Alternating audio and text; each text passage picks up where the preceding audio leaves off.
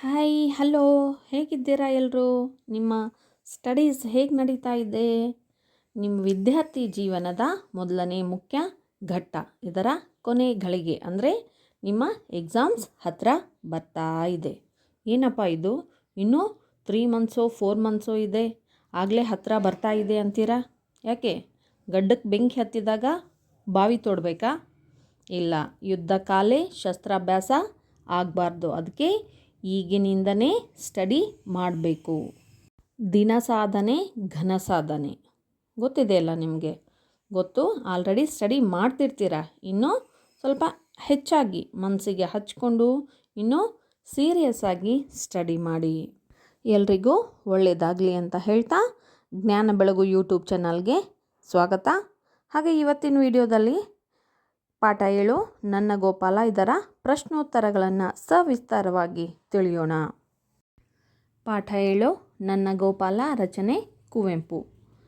ಕೆಳಗಿನ ಪ್ರಶ್ನೆಗಳಿಗೆ ಒಂದು ವಾಕ್ಯದಲ್ಲಿ ಉತ್ತರಿಸಿ. ಫಸ್ಟ್ ಒನ್, ಗೋಪಾಲನ ಬೆಳಗಿನ ಮುಖ್ಯ ಕೆಲಸ ಯಾವುದಾಗಿತ್ತು? ಉತ್ತರ, ಗೋಪಾಲನ ಬೆಳಗಿನ ಮುಖ್ಯ ಕೆಲಸ ಬೇಗ ಎದ್ದು ಸ್ನಾನ ಮಾಡಿ ಗೋಪಾಲನ ಪೂಜೆಗೆ ಬೇಕಾದ ಹೂಗಳನ್ನು. ಸೆಕೆಂಡ್ ಕ್ವಶನ್, ಗೋಪಾಲನಿಗೆ ಬಣ್ಣ ಬಣ್ಣದ ಹೂಗಳು ಹೇಗೆ ಕಾಣಿಸುತ್ತಿದ್ದವು? ಉತ್ತರ, ಗೋಪಾಲನಿಗೆ ಬಣ್ಣ ಬಣ್ಣದ ಹೂಗಳು ಸಾವಿರಾರು ಮಳೆ ಬಿಲ್ಲುಗಳು ಸೇರಿ ಕುಣಿದಂತೆ ಕಾಣುತ್ತಿದ್ದವು. ಥರ್ಡ್ ಕ್ವಶನ್, ಗೋಪಾಲನ ಗೆಳೆಯರ ಹೆಸರೇನು? ಉತ್ತರ, ಗೋಪಾಲನ ಗೆಳೆಯರ ಹೆಸರು ರಾಮು, ಕಿಟ್ಟಿ, ನಾಣಿ, ಮಾಧು. ಫೋರ್ತ್ ಕ್ವಶನ್, ಗೋಪಾಲನು ಶಾಲೆಯಿಂದ ಮನೆಗೆ ಮರಳುವಾಗ ಏಕೆ ಭಯಪಡುತ್ತಿದ್ದನು? ಉತ್ತರ, ಗೋಪಾಲನು ಶಾಲೆಯಿಂದ ಮನೆಗೆ ಮರಳುವಾಗ ಸಂಜೆಯ ಹೊತ್ತು ಮಧ್ಯದಲ್ಲಿ ಕಾಡು, ಆದ್ದರಿಂದ ಭಯಪಡುತ್ತಿದ್ದನು. ಫಿಫ್ತ್ ಕ್ವಶನ್, ಗೋಪಾಲನು ಹೊಸ ಪಂಚೆಯನ್ನು ಬಯಸಿದುದೇಕೆ?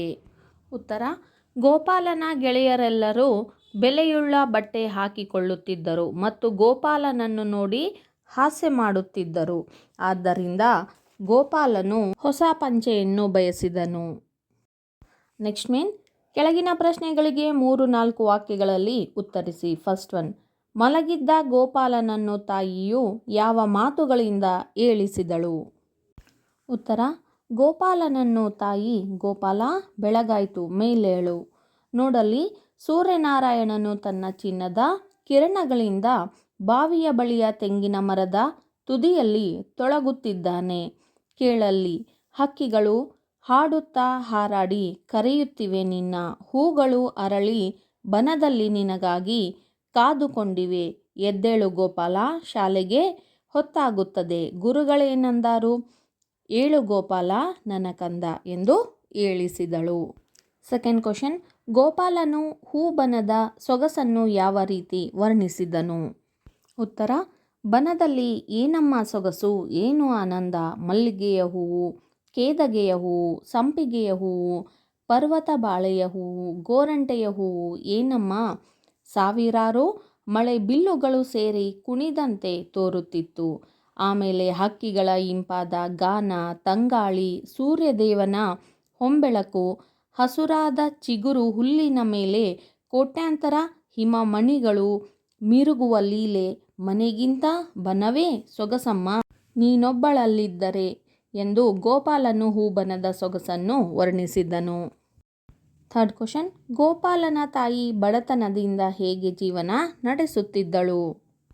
ಉತ್ತರ, ತುಂಬ ಬಡತನ, ಹೊಟ್ಟೆಗೆ ಹಿಟ್ಟು ಸಿಕ್ಕುವುದೇ ಕಷ್ಟ, ನೂಲು ಮಾರಿ ಬಂದ 3 ಕಾಸಿನಲ್ಲಿ ಸಂಸಾರವನ್ನು ಗೋಪಾಲನ ತಾಯಿ ನಡೆಸುತ್ತಿದ್ದಳು. Fourth question, ಬನದ ಗೋಪಾಲನ ವೇಷಭೂಷಣಗಳು ಹೇಗಿದ್ದವು? ಗೋಪಾಲನ ವೇಷಭೂಷಣಗಳು ತಲೆಯ ಮೇಲೆ ಸಣ್ಣದೊಂದು ಕಿರೀಟ, ನವಿಲುಗರಿ, ಕೈಲೊಂದು ಕೊಳಲು, ಗೋಪಾಲನು ಹೋಗುತ್ತಿರುವುದನ್ನೇ ನಗುತ್ತಾ ಸ್ವಲ್ಪ ಹೊತ್ತು ನೋಡುತ್ತಾನೆ, ಬಳಿಕ ಕೊಳಲೂದಿ ಹಾಡುತ್ತಾನೆ. ನೆಕ್ಸ್ಟ್ ಮೇನ್, ಸಂದರ್ಭದೊಂದಿಗೆ ವಿವರಿಸಿ. ಫಸ್ಟ್ ಒನ್, ಸಾವಿರಾರು ಮಳೆ ಬಿಲ್ಲುಗಳು ಸೇರಿ ಕುಣಿದಂತೆ ತೋರುತ್ತಿತ್ತು. ಸಂದರ್ಭವನ್ನು ಬರಿಬೇಕಾದ್ರೆ 3 ಹಂತಗಳನ್ನು ಫಾಲೋ ಮಾಡಬೇಕು, 3 ಸ್ಟೆಪ್ಸ್ ಇರುತ್ತೆ. ಮೊದಲು ಯಾವ ಪಾಠ ಯಾರು ಬರೆದಿದ್ದು ಯಾವುದರಿಂದ ಆಯ್ಕೆ ಮಾಡಿಕೊಳ್ಳಲಾಗಿದೆ ಆ ಸೆಂಟೆನ್ಸನ್ನು. ನೆಕ್ಸ್ಟು ನೆಕ್ಸ್ಟ್ ಲೈನಲ್ಲಿ ಯಾರು ಯಾರಿಗೆ ಹೇಳಿದರು ಈ ಮಾತನ್ನು ಅನ್ನೋದು, ನೆಕ್ಸ್ಟು ಯಾವ ಸಂದರ್ಭದಲ್ಲಿ ಹೇಳಿದರು ಅನ್ನೋದು, 3 ಹಂತಗಳಲ್ಲಿ ಸಂದರ್ಭವನ್ನು ವಿವರಿಸಬೇಕು. ಸಾವಿರಾರು ಮಳೆಬಿಲ್ಲುಗಳು ಸೇರಿ ಕುಣಿದಂತೆ ತೋರುತ್ತಿತ್ತು. ಈ ಮಾತನ್ನು ಕುವೆಂಪು ಅವರು ಬರೆದಿರುವ ನನ್ನ ಗೋಪಾಲ ಎಂಬ ಪಾಠದಿಂದ ಆರಿಸಿಕೊಳ್ಳಲಾಗಿದೆ. ನೆಕ್ಸ್ಟ್ ಲೈನಲ್ಲಿ ಈ ಮಾತನ್ನು ಗೋಪಾಲನು ತನ್ನ ತಾಯಿಗೆ ಹೇಳಿದನು. ಸಂದರ್ಭ: ಗೋಪಾಲನು ಬೆಳಗಿನ ಜಾವ ಬೇಗ ಎದ್ದು ದೇವರ ಪೂಜೆಗೆ ಬೇಕಾದ ಹೂಗಳನ್ನು ಕೊಯ್ದು ತಂದು, ಬನದಲ್ಲಿ ಏನಮ್ಮ ಸೊಗಸು, ಏನು ಆನಂದ, ಮಲ್ಲಿಗೆಯ ಹೂವು, ಕೇದಗೆಯ ಹೂವು, ಸಂಪಿಗೆಯ ಹೂವು, ಪರ್ವತ ಬಾಳೆಯ ಹೂವು, ಗೋರಂಟಿಯ ಹೂವು, ಏನಮ್ಮ ಸಾವಿರಾರು ಮಳೆಬಿಲ್ಲುಗಳು ಸೇರಿ ಕುಣಿದಂತೆ ತೋರುತ್ತಿತ್ತು ಎಂದು ಬನದ ವರ್ಣನೆಯನ್ನು ಮಾಡುವ ಸಂದರ್ಭದಲ್ಲಿ ಈ ಮೇಲಿನ ವಾಕ್ಯ ಬಂದಿದೆ. ನೆಕ್ಸ್ಟ್ ಕ್ವಶನ್: ಆ ಗೋಪಾಲ ಕೊಡಬೇಕು, ನಾವು ಉಣಬೇಕು. ಈ ವಾಕ್ಯವನ್ನು ಕುವೆಂಪು ಅವರು ಬರೆದಿರುವ ನನ್ನ ಗೋಪಾಲ ಎಂಬ ಪಾಠದಿಂದ ಆರಿಸಿಕೊಳ್ಳಲಾಗಿದೆ. ಈ ಮಾತನ್ನು ತಾಯಿ ತನ್ನ ಮಗ ಗೋಪಾಲನಿಗೆ ಹೇಳುತ್ತಾಳೆ. ಸಂದರ್ಭ: ಗೋಪಾಲನು ತಾಯಿಗೆ, ಅಮ್ಮ, ನಾನು ಶಾಲೆಯಿಂದ ಬರುವಾಗ ಸಂಜೆಯ ಹೊತ್ತು ಮಧ್ಯದಲ್ಲಿ ಕಾಡು, ನನ್ನ ಜೊತೆ ಯಾರೂ ಇಲ್ಲ, ನನಗೆ ಒಬ್ಬನಿಗೆ ಹೆದರಿಕೆ ಆಗುತ್ತದೆ, ನನ್ನ ಗೆಳೆಯರೆಲ್ಲರಿಗೂ ಒಬ್ಬೊಬ್ಬ ಆಳು, ನನಗೆ ಮಾತ್ರ ಯಾರೂ ಇಲ್ಲ ಎಂದಾಗ ಕಂಟಿನ್ಯೂ.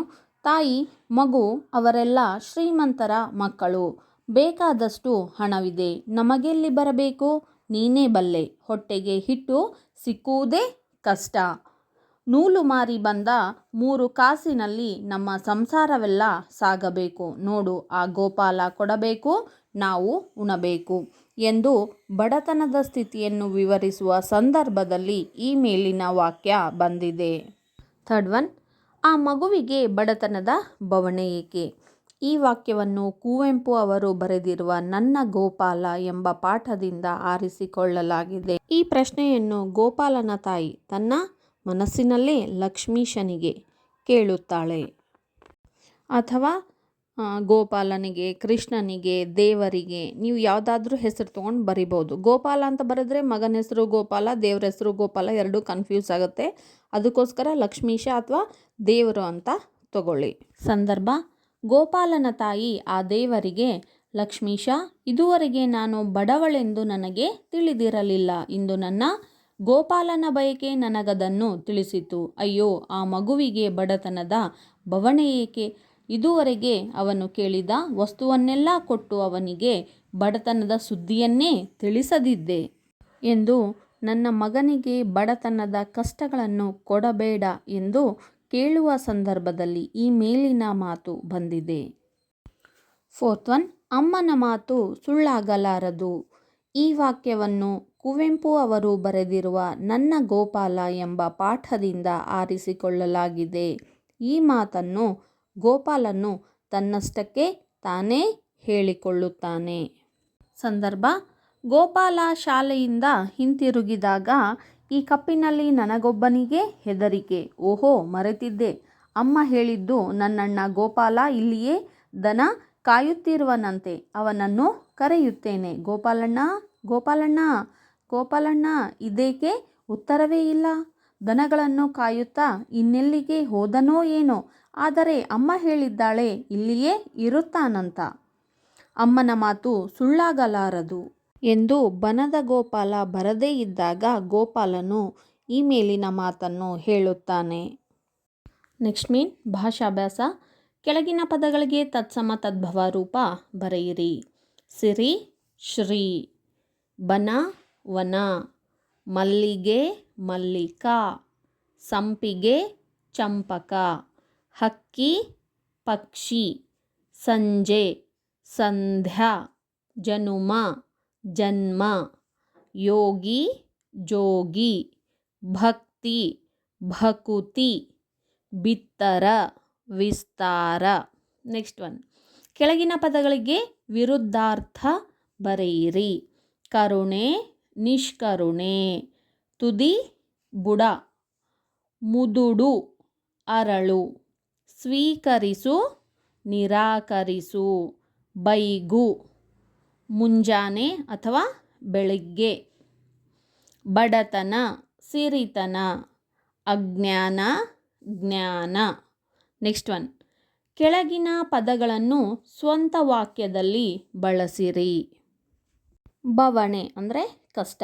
ಬವಣೆಗಳು ಮನುಷ್ಯನನ್ನು ಗಟ್ಟಿಗೊಳಿಸುತ್ತವೆ. ನೆಕ್ಸ್ಟ್ ಒನ್, ಒಲುಮೆ ಅಂದರೆ ಪ್ರೀತಿ.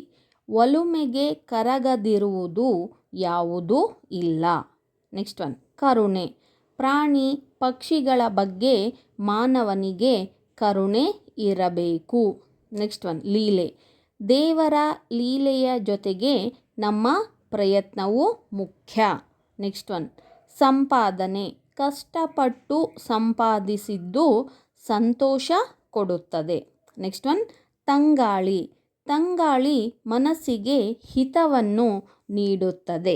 ನೆಕ್ಸ್ಟ್ ಕ್ವಶನ್, ಕೆಳಗಿನ ಪದಗಳನ್ನು ವಿಗ್ರಹ ವಾಕ್ಯ ಮಾಡಿ ಸಮಾಸವನ್ನು ಹೆಸರಿಸಿ. ತಂಗಾಳಿ, ತಂಪಾದ ಪ್ಲಸ್ ಗಾಳಿ ತಂಗಾಳಿ, ಕರ್ಮಧಾರೆಯ ಸಮಾಸ. ಹಿಮಮಣಿ, ಹಿಮದ ಪ್ಲಸ್ ಮಣಿ, ಕರ್ಮಧಾರೆಯ ಸಮಾಸ. ಗಂಜಿಯುಂಡು, ಗಂಜಿಯನ್ನು ಪ್ಲಸ್ ಉಂಡು, ಗಂಜಿಯುಂಡು, ಕ್ರಿಯಾ ಸಮಾಸ. ಹೊಂಬೆಳಕು, ಹೊನ್ನಿನ ಪ್ಲಸ್ ಬೆಳಕು, ಹೊಂಬೆಳಕು, ಕರ್ಮಧಾರೆಯ ಸಮಾಸ. ಸ್ನಾನ ಮಾಡು, ಸ್ನಾನವನ್ನು ಪ್ಲಸ್ ಮಾಡು, ಸ್ನಾನ ಮಾಡು, ಕ್ರಿಯಾ ಸಮಾಸ. ನೆಕ್ಸ್ಟ್ ಕ್ವಶನ್, ಕೆಳಗಿನ ಪದಗಳನ್ನು ಬಿಡಿಸಿ ಸಂಧಿಯನ್ನು ಹೆಸರಿಸಿ. ಕಂಬನಿ, ಕಣ್ ಪ್ಲಸ್ ಪನಿ, ಕಂಬನಿ, ಆದೇಶ ಸಂಧಿ. ಕೋಟ್ಯಾಂತರ, ಕೋಟಿ ಪ್ಲಸ್ ಅಂತರ, ಕೋಟ್ಯಾಂತರ, ಎಣ್ ಸಂಧಿ. Next one, Lakshmisha, Lakshmi plus ಈಶ, ಲಕ್ಷ್ಮೀಶ, ಸವರ್ಣ ದೀರ್ಘ ಸಂಧಿ. ಕೊಳಲೂದಿ, ಕೊಳಲು ಪ್ಲಸ್ ಊದಿ, ಕೊಳಲೂದಿ, ಲೋಪ ಸಂಧಿ. ಧೈರ್ಯವಾಗಿ, ಧೈರ್ಯ ಪ್ಲಸ್ ಆಗಿ, ಧೈರ್ಯವಾಗಿ, ವಕಾರಾಗಮ ಸಂಧಿ ಅಥವಾ ಆಗಮ ಸಂಧಿ. ಹೆದರಿಕೆಯಾದರೆ, ಹೆದರಿಕೆ ಪ್ಲಸ್ ಆದರೆ, ಹೆದರಿಕೆಯಾದರೆ, ಯಕಾರಾಗಮ ಸಂಧಿ ಇಲ್ಲ ಆಗಮ ಸಂಧಿ. ಮೇಲೇಳು, ಮೇಲೆ ಪ್ಲಸ್ ಏಳು, ಮೇಲೇಳು, ಲೋಪ ಸಂಧಿ. ನೆಕ್ಸ್ಟ್ ಕ್ವಶನ್, ಕೆಳಗಿನ ವಾಕ್ಯಗಳಿಗೆ ಸೂಕ್ತ ಲೇಖನ ಚಿಹ್ನೆಗಳನ್ನು ಬಳಸಿ ಬರೆಯಿರಿ. ಫಸ್ಟ್ ಒನ್, ಗೋಪಾಲನೆಲ್ಲಿ ಹಾಸಿಗೆಯಿಂದ ಇನ್ನೂ ಏಳಲಿಲ್ಲವೋ ಏನೋ. ಗೋಪಾಲನೆಲ್ಲಿ ಕ್ವಶನ್ ಮಾರ್ಕ್, ಹಾಸಿಗೆಯಿಂದ ಇನ್ನೂ ಏಳಲಿಲ್ಲವೋ ಏನೋ ಕ್ವಶನ್ ಮಾರ್ಕ್. ಸೆಕೆಂಡ್ ಒನ್, ಕೇಳಲ್ಲಿ ಹಕ್ಕಿಗಳು ಹಾಡುತ್ತಾ ಹಾರಾಡಿ ಕರೆಯುತ್ತಿವೆ ನಿನ್ನ. ಕೇಳಲ್ಲಿ ಕಮ, ಹಕ್ಕಿಗಳು ಹಾಡುತ್ತಾ ಕಮ, ಹಾರಾಡಿ ಕರೆಯುತ್ತಿವೆ ನಿನ್ನ, ಫುಲ್ ಸ್ಟಾಪ್. ಥರ್ಡ್ ಒನ್, ಬನದಲ್ಲಿ ಏನಮ್ಮ ಸೊಗಸು ಏನು ಆನಂದ. ಬನದಲ್ಲಿ ಏನಮ್ಮ ಸೊಗಸು, ಸೊಗಸು ಅಂದಲ್ಲಿ ಏನು ಬರಬೇಕು, ಭಾವಸೂಚಕ ಚಿಹ್ನೆ. ಏನು ಆನಂದ, ಆನಂದದ ಪಕ್ಕಕ್ಕೆ ಭಾವಸೂಚಕ ಚಿಹ್ನೆ. ನೆಕ್ಸ್ಟ್ ಮೇನ್ 8-10 ವಾಕ್ಯ. ಕೆಳಗಿನ ಪ್ರಶ್ನೆಗಳಿಗೆ 8-10 ವಾಕ್ಯಗಳಲ್ಲಿ ಉತ್ತರಿಸಿ. ಫಸ್ಟ್ ಒನ್, ಗೋಪಾಲನು ತನ್ನ ತಾಯಿಯೊಂದಿಗೆ ನಡೆಸಿದ ಸಂಭಾಷಣೆಯ ಸಾರವೇನು. ಉತ್ತರ, ಗೋಪಾಲನ ತಾಯಿಯು, ಗೋಪಾಲ ಬೆಳಗಾಯಿತು ಏಳು, ನೋಡಲ್ಲಿ ಸೂರ್ಯನು ಪ್ರಕಾಶಿಸುತ್ತಿದ್ದಾನೆ, ಹಕ್ಕಿಗಳು ಚಿಲಿಪಿಲಿ ಗುಟ್ಟುತ್ತಾ ನಿನ್ನನ್ನು ಕರೆಯುತ್ತಿವೆ ಎಂದು ಹೇಳುವಷ್ಟರಲ್ಲಿ ಗೋಪಾಲನು ಬೇಗ ಎದ್ದು ಸ್ನಾನ ಮಾಡಿ ಗೋಪಾಲನ ಪೂಜೆಗೆ ಬೇಕಾದ ಹೂಗಳನ್ನು ತಂದು ಅಮ್ಮನಿಗೆ, ಏನಮ್ಮ ಸೊಗಸು, ಬನದಲ್ಲಿ ಬಣ್ಣ ಬಣ್ಣದ ಹೂಗಳು ಸಾವಿರಾರು ಮಳೆಬಿಲ್ಲುಗಳು ಸೇರಿ ಕುಣಿದಂತೆ ಕಾಣುತ್ತಿದ್ದವು.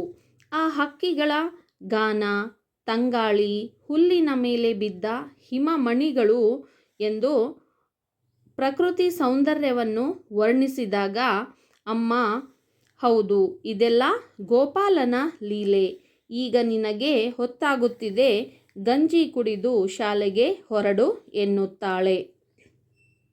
Next paragraph. ಆಗ ಗೋಪಾಲ, ಆಗಲಮ್ಮ, ಆದರೆ ನಾನು ಬರುವಾಗ ದಾಟಿ ಬರಬೇಕು. ಕತ್ತಲಲ್ಲಿ ನನಗೆ ಭಯ. ನನ್ನ ಗೆಳೆಯರಿಗೆ ಜೊತೆಗೆ ಆಳುಗಳು ಇದ್ದಾರೆ, ಆದರೆ ನನಗೆ ಯಾರೂ ಇಲ್ಲ ಎಂದಾಗ ತಾಯಿ ಮಗನಿಗೆ, ನಿನಗೆ ಹೆದರಿಕೆಯಾದರೆ ನಿನ್ನಣ್ಣ ಗೋಪಾಲನನ್ನು ಕೂಗು, ಅವನು ಅಲ್ಲಿಯೇ ಕಾಡಿನಲ್ಲಿ ದನ ಕಾಯುತ್ತಾ ಇರುತ್ತಾನೆ ಎಂದು ಧೈರ್ಯ ಹೇಳಿ ಕಳುಹಿಸುತ್ತಾಳೆ. ಸೆಕೆಂಡ್ ಕ್ವಶನ್, ಗೋಪಾಲನಿಗೆ ಇದ್ದ ಕಷ್ಟವೇನು, ಅದು ಹೇಗೆ ಪರಿಹಾರವಾಯಿತು? ಉತ್ತರ: ಗೋಪಾಲನು ಸಂಜೆಯ ಸಮಯ ಶಾಲೆಯಿಂದ ಮರಳಿ ಬರುವಾಗ ಮಧ್ಯದಲ್ಲಿ ಕಾಡು. ಆ ಕಾಡಿನಲ್ಲಿ ಹೂವುಗಳನ್ನು ಆರಿಸಿಕೊಳ್ಳುತ್ತಾನೆ ಮತ್ತು ಅಲ್ಲಿನ ನೇರಳೆ ಹಣ್ಣುಗಳನ್ನು ತಿನ್ನುತ್ತಾನೆ. ಅಷ್ಟರಲ್ಲಿ ಸೂರ್ಯ ಮುಳುಗಿ ಕತ್ತಲಾಗುತ್ತದೆ.